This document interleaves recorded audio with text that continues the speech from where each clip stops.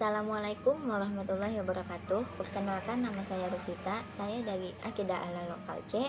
Di sini saya akan menjawab soal UTS materi Akidah Akhlak di MTS. Langsung saja memasuki pembahasan yang pertama, yaitu mengenai definisi akidah. Jadi, akidah adalah tali pengikat sesuatu dengan yang lain, sehingga menjadi satu kesatuan yang tidak dapat dipisahkan.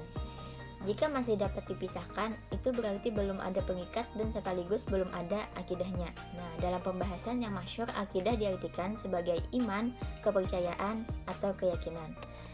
Yang kedua, yaitu definisi mengenai akhlak.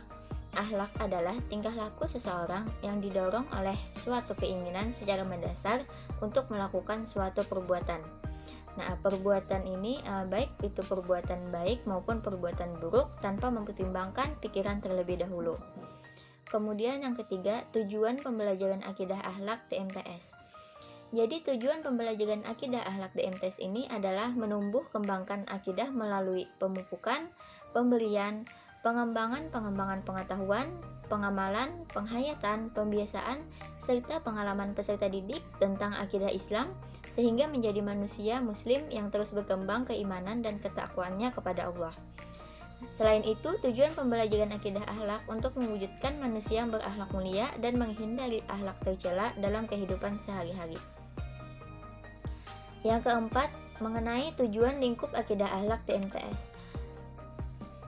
Ruang lingkup akidah akhlak di MTS itu ada beberapa aspek. Yang pertama, aspek akidah. Aspek akidah ini meliputi dasar dan tujuan akidah Islam, sifat-sifat Allah, Asmaul Husna, dan yang terakhir iman kepada Allah, kitab-kitab Allah, hari akhir, serta qada dan qadar.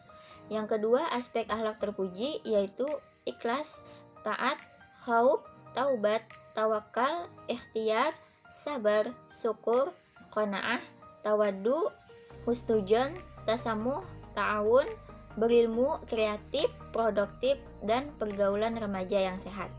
Kemudian ketiga, aspek akhlak tercela yaitu kufur, syirik, riya, nifak, ananiyah, putus asa, godab, tamak, takabur, hasad, dendam, hibah, fitnah, dan yang terakhir itu namimah. Kemudian aspek yang keempat adalah aspek adab yang meliputi adab beribadah seperti adab sholat, membaca Al-Quran, berdoa. Yang kedua, adab kepada kedua orang tua dan guru, adab kepada saudara, teman, dan tetangga. Dan yang terakhir, adab terhadap lingkungan, yaitu kepada binatang, tumbuhan, dan di tempat umum dan di jalan. Dan yang aspek terakhir adalah aspek akidah teladan, meliputi Nabi Sulaiman dan umatnya, Asbabul Kahfi, Nabi Yunus dan Nabi Ayub, dan yang terakhir adalah kisah sahabat yaitu Abu Bakar, Umar bin Khattab, Utsman bin Affan, Ali bin Abi Thalib. Kemudian soal yang kelima mengenai landasan atau dasar akidah akhlak. Jadi landasan atau dasar akidah akhlak ini meliputi Al-Quran dan hadis. Soal yang keenam yaitu mengenai metode yang biasanya digunakan untuk pembelajaran akidah akhlak serta media yang bisa digunakan dalam pembelajaran akidah akhlak.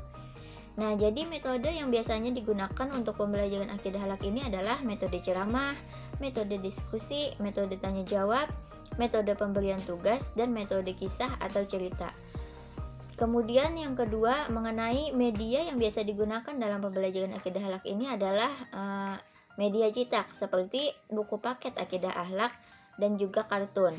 Nah, selain itu juga terdapat pada media audio seperti video dan komputer. Mungkin itu saja jawaban dari saya. Salah khilaf mohon maaf. Wassalamualaikum warahmatullahi wabarakatuh.